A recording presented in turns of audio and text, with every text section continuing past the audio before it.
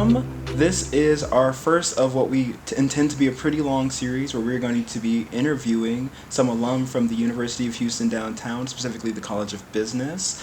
Today, I'm super excited to invite into the MBA Lounge here at the College of Business, Miss Bianca Diaz from Deloitte.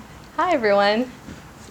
So Bianca here, she is working with Deloitte as a financial risk and advisory analyst. We're super excited to have her here. How are you feeling today, Bianca? I'm feeling pretty good. Thank you for inviting me for the interview. Of course. So tell me, how's the trip here? I know Houston's kind of terrible with traffic. Trip was pretty quick. I mean, I'm down the street. I'm only like 10 minutes, less than 10 minutes away from UHD. So that's so convenient. Yeah, so convenient. Wow, going to school must have been a dream. Yes. Okay, well, that said, I've got a few questions here for you. How about we jump right into it? All right, let's get started. Okay, so Bianca, if you don't mind, I want to ask this question because so many students get it, right? Tell me about yourself. All right, well, I'm a risk and financial advisory analyst at Deloitte. I just hit my 1-year mark, and thank you. Congrats. And I graduated from UHD back in fall of 2021 with a BBA in finance. And more about myself, I love arts, I love music, so I go to art school on the weekends. I love to paint, I love to draw, so that's always been my passion since before college. So I do that on my free time, and yeah, I'm a runner. I love to run, and I just did my first half marathon at the beginning of this year. Congratulations. So, thank you. But yeah, and I have livestock animals, so I have a little farm that I take care of on the weekend. So yeah, that's a lot of myself. Okay, So, yeah. Little did I know that you could do the financial risk advisory analyst thing and a lot of other stuff. That's good to hear. It's not like you get a full-time job and that becomes your life. Exactly. That's really good to hear. So, Bianca, if you don't mind me asking, I'm just really curious, what did graduation mean to you? What were those feelings as you were walking across the stage? Well, I mean, I am a first-gen college graduate in my family, so it was very, very important to me and my family. So getting to walk across the stage was it was a relief, and also just like a huge, like, I guess, a rewarding feeling of just finally feeling like all my hard work was paying off. So I felt like I wasn't just making my parents proud, it was also my family, being an example for my cousins and my siblings to just look up to me and, go to me if seeing that it is possible to cross the stage. So it was a very important day for me.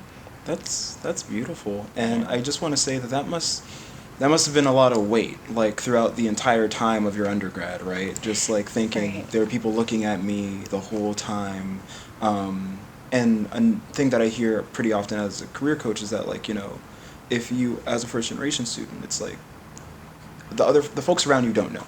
They can't give you the support that maybe people that are like legacy students and so on can get, right? Right, exactly. So it was definitely difficult to reach that point, but it's very possible, and I'm very grateful for the school because I did have like a good peers around me to help guide me. If I had questions, I had guidance from the career coaches, so it wasn't completely alone, but I did have to figure it out. So yeah. I'm happy that you did. Congratulations. Thank That's you. so cool. Now, my question for you, since you said you kind of had to figure it out, right?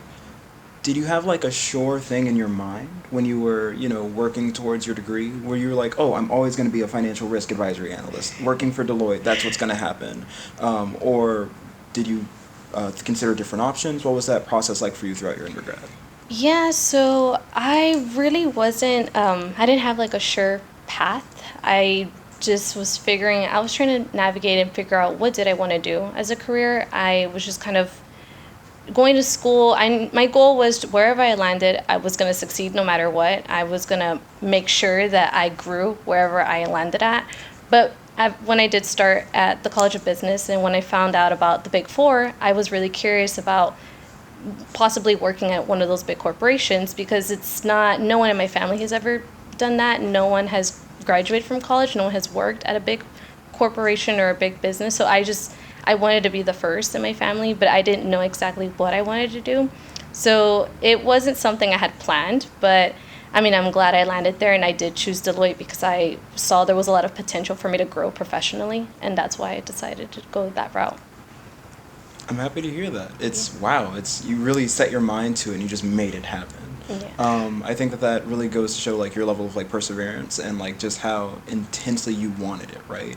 There's something to say about like that speaks to your level of determination. And I feel like when I speak to other students here at the University of Houston downtown, that like if there's one thing I know about them, it's like there's a certain level of grit, like a certain level of grit that I feel comes from folks that are non-traditional, folks that are coming back to school after maybe taking a break for a while or going out, having families or traveling, this, that, whatever. And the thing is that they're committed. And I see that almost in every UHD student, but I especially see it in you. So congrats on getting where you are. Thank you. Yeah. I appreciate that. Of course. I want to ask, now that you're here interviewing, I imagine it might be a little surreal coming back to your alma mater. What feelings do you have being back here at UHD? Yeah, it does feel a bit surreal, but it honestly feels like I never left. I feel like I'm back in my environment or my home just because I spent so much time here. I mean, spent 3 years at the University of Houston downtown. It just feels like I never left. It's always going to be a home for me. But more feelings. I mean, I guess I just feel proud. Just being at the school, I reflected a lot. Like just being here for already like a couple of minutes, I kind of remind myself of my stress and worries that were at the time when I was a student. And looking back on it now, it feels like great to look back and know that it all paid off, that those struggles didn't last forever. Like I'm at a better point now. I don't know if that makes sense. No, that makes perfect sense. Yeah. I didn't know how to word it right, but No, that makes perfect sense. It's one of those things where you walk through like forgive the like Legally Blonde reference, but the hallowed halls of UHD, right? And you're just thinking, oh wow, like I did this. Yeah. I did it. No one can take this away from me. I graduated. Whatever struggle, heartache, tears, whatever, it's done now. And now, you can feel and see your success and your position and the fact that, like, you're working with other folks that, like, have also achieved a lot and you're going to continue to achieve, like, constantly. So being back here, bringing all those feelings and memories back, yeah, that makes total sense. You mentioned that this is kind of like a home for you, and homes usually have family. I wondered if you are part of any student organizations while you were here? Yeah, I was. So I was part of Alpha and FMA, which is the Financial Management Association. And I stayed in, I mean, that's actually how I landed my job, through Alpha. So I went to one of their conventions, and that's how I got into Deloitte. But I even became part like of a professional chapter for Alpha. So I still stay pretty involved within those organizations, and I still stay in contact with the people at UHD for FMA as well and Alpha. So I'm still pretty involved within those organizations. Okay, so just for the students out there, I want to make sure that they're aware. So you were with Alpha, like the UHD chapter specifically. Yes. And then now you are still part of like a national organization, or is it like Texas? Like how does it's national, Okay. and also Houston. So I mean, it's national, but I'm also involved with the Houston office, the Houston chapter as well. Wow. actually. Okay. Well, Yeah. so it goes like from regional, or I guess like citywide, maybe regional to like national. Okay. Wow. Okay. Wow. And here you are coming. I was just at an event not too long ago. You were there with Alpha, or you were there representing Deloitte to Alpha. It was like a personal branding. Yes, it was a personal branding workshop. So yeah, we're going to be doing more events like that. We're trying to get more involved in the school so other students can, have that opportunity.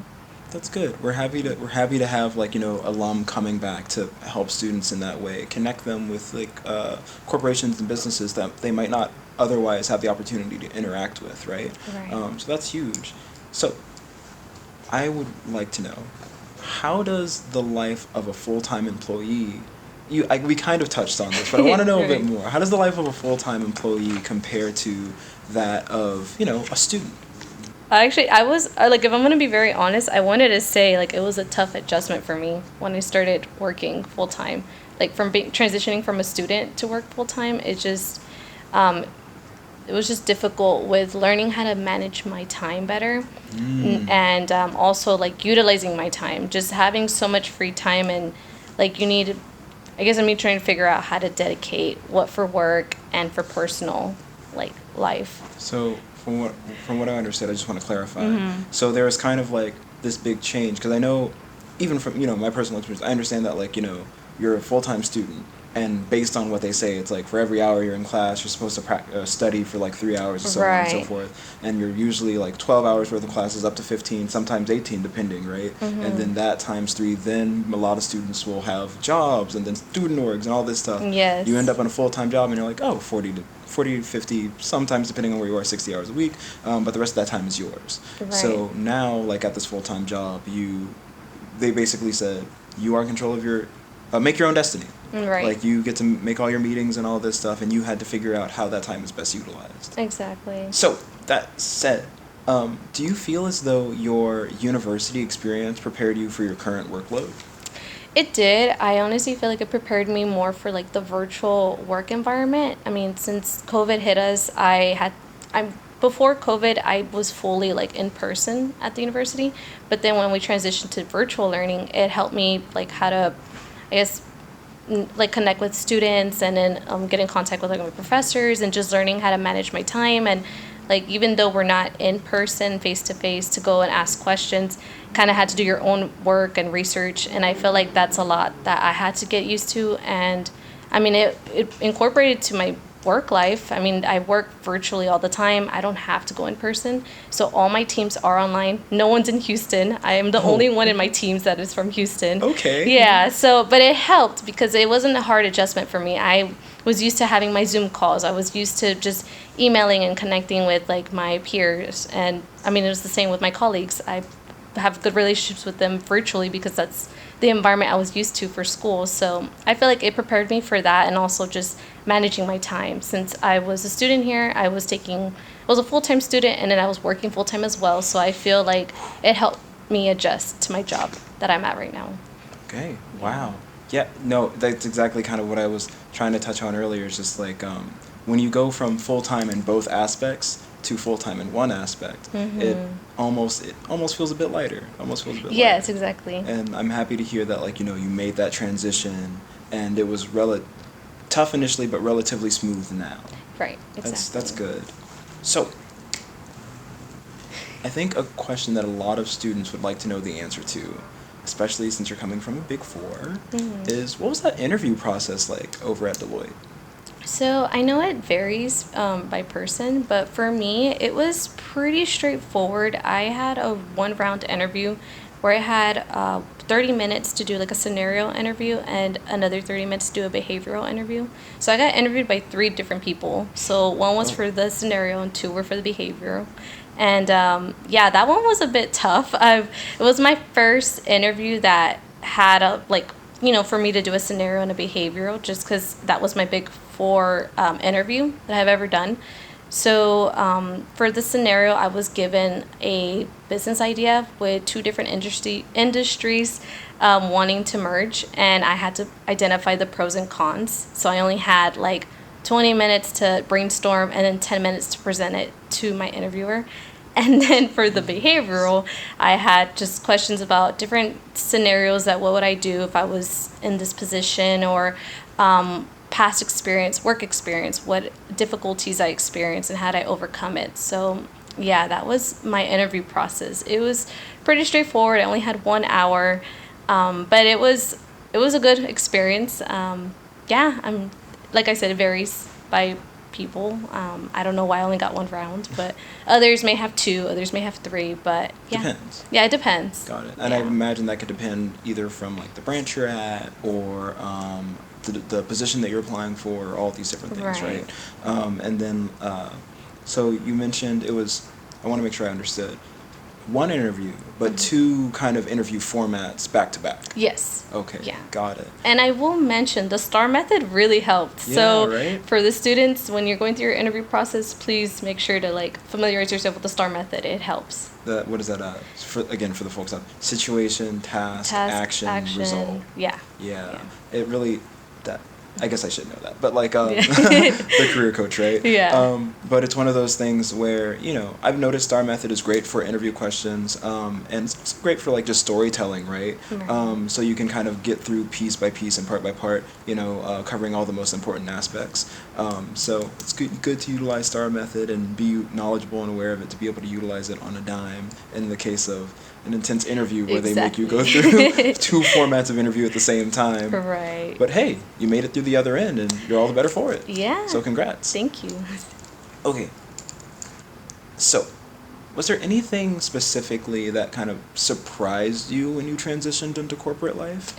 Yeah, there was actually a lot that surprised me, but I will say what stood out to me the most is the job. Well, I guess at Deloitte, they wanted us to embrace our authentic self, and I started noticing that they really do like advocate for you to be your authentic self, to speak up. Even though I'm an analyst level, I mean, I had managers and partners wanting to hear from me. What was my opinion? What did I think about what we were working on? If I had any ideas and improvement, to bring that up. And I feel like that really surprised me, because I always had this idea that for corporate, you start at the bottom, you stay quiet, you keep to yourself, you don't mention anything, you take notes. But no, they really want you to bring your ideas and bring your authentic self to work. And also just them investing a lot in DEI initiatives. I feel like that's so important to me, and that is another reason why I chose Deloitte, because that is something that I relate to and I want to see grow in corporations. So those are the two major takes that I'll say that surprised me. If you don't mind, I kind of want to pick apart both of those. Okay. So the first one, I'm curious about how you felt. Was that the managers and partners wanting to hear from you, was that empowering, anxiety inducing, a bit of both? How did you feel about that? Yeah, it was a bit of both, just because I felt like I wasn't really ready or prepared for that, to know that, okay, I need to start speaking up more, I need to start talking more about my ideas and what I think. But it felt I felt very appreciated. I felt like I was being not just another number at the firm. I felt like I was another person that wanted to be heard. So, yeah. I like that. That's good. That's really, that's good to hear that, someone even coming in kind of like you said, analyst position, feels that okay, so I need to actively kind of start thinking about these things. It's not just for the higher ups. If you want to be in these further positions, you have to actively be thinking kind of all the time. And I imagine that to be, well, from the outside looking in, super empowering. Yes, really yes. good thing. And as for the other one, super good to hear that they have this high level of focus when it comes to DEI. And if you don't mind, could you maybe share something that they've done, or something that you've observed that you think you want to just shine a light on? Sure. Usually monthly we have different inclusion councils that will host events at the office. So I've gotten pretty involved with that too. So I love seeing different, if it's regarding a holiday or a different country that we want to learn about, it's brought up in the office. We have at least an hour booked for people to come and also learn about something new, about a culture or a different country. So it just, we're bringing in those different DEIs, and we're having more events and more discussions regarding DEI at the office, and I feel like it's really nice to hear. I think you dove into something that was really important, the ability for people to learn about a holiday, a culture, things of that nature. And I imagine, given the resources available, there's plenty of actually research that goes in behind it all, and people really feel like they leave taking away something leave feeling more knowledgeable, right? Right. And I imagine, if you participated in them, then it's just you're able to say no, it was actually something very interesting, and I'm happy that they have it. So thank you for highlighting it. Okay. Yeah. Thanks. So that said, so now that we know kind of what surprised you, if there was one piece of advice that you could have given yourself prior to kind of entering this corporate sphere, what would that piece of advice be?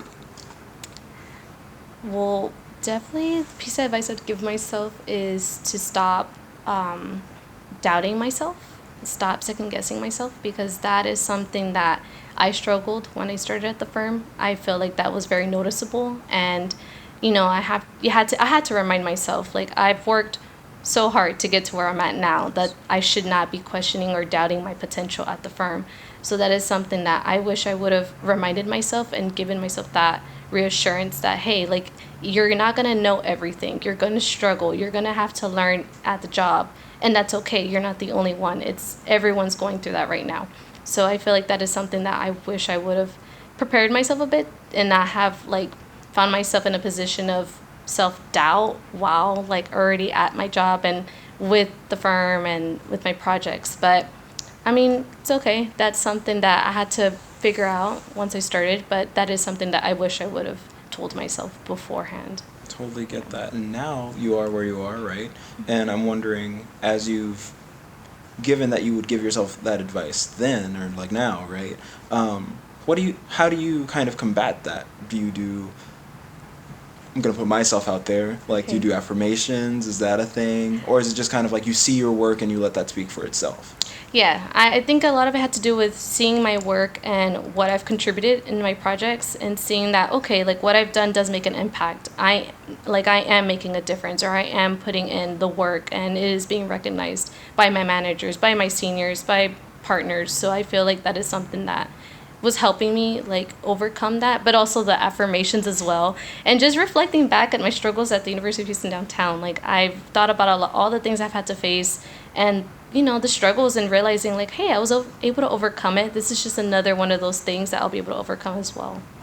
That's perfect. That's, I think, the exact kind of like inspiring thing that I would want to hear. On the other end, kind of just thinking like, okay, I'm not the only person that faces like a bout of imposter syndrome. I'm not the only person that's like, oh, I don't know how I'm here. Like, look at all these people with their degrees and stuff, and I just, oh my goodness. Because I'm certain that, that's the thing that people face, especially I feel like young adults entering the workforce, with these hardened, quote unquote, like, like veterans of the industry. And it's something that we kind of have to like rationalize with ourselves, understanding that there's a reason that we were hired. There's a reason that someone chose you to be there. And to question your place is also to question their choices. Yeah. So, especially if you're working with someone and, they're the one that hired you, it's like, they want you to be there. And they want to, like, as you work, you represent not only yourself, but you represent them and the choice that they made. So it feels good when, you get that praise and people are like, okay, yeah, no, you're doing great. You're doing a good job. So that said, I went for the corporate thing first, but, you've graduated. You've reached your year with your firm. Congrats. Yes, thank you. Now I'm curious about if you could go all the way back. Take it back. You said you were at the university for 3 years. It's been a year, so take it back 4 years. Okay. Prior to you starting university, if there's a piece of advice you could give yourself then, right now, what would it be? I wish I would have been better with my time management. That was something that I struggled with a lot at UHD. Actually, I'll get a little personal here. I actually got into academic probation my first semester here. Oh. Yeah, so it was a struggle to overcome it because, one, I was struggling already with time management, and two, I kind of was going through the self-doubt again and realizing, like, what am I doing? Am I even going to graduate? Like I felt like I had screwed up a lot, but I realized, like, no, it was my time management. I didn't establish those good habits before leaving high school, and I always left things. Like, I procrastinate a lot, and even till now, I still do, but it's way better now than it was before. So, yeah, I wish I would have really worked on just establishing those good skills of, like, my time management, which is better now, but it would have been less difficult if I would have had that before starting at UHD. Wow. I don't think I could have paid for a better answer. I'm so happy that, that you were willing to, like, be vulnerable and share with us that, like, piece of your story. Because I've seen it. Like, I've worked with many students, and they'll come in and they'll say, like, like, this is what I want to do. This is what's going on. Here's my GPA, this, that, whatever. And they're just thinking, like, it's the end of the world. Like, there's nothing that they can do to quote unquote like fix or change whatever they believe that they're on this trajectory to like not do so on and so forth, right? But fact of the matter is, there are those underdog or those success stories, right? We start off from this position of like, I don't know what's going on, this is a lot, we end up maybe on an academic probation. That happens, right? Yes. And it's not as uncommon of those stories I think some of the students believe, and then massive turnaround, Big Four, interview, back to back, situational, like figuring out this whole business thing, and here you are a year later. Here you are back at your alma mater, interview and everything. I'm so happy that you decided to come here, take the time today. It's been a pleasure getting to ask you questions and interview you back here at the UHD COB in the MBA Lounge. Thank you so much for taking the time. Well, thank you for inviting me. I'm glad to be here. Of course. Thank you so much, Bianca. All right. Thank you.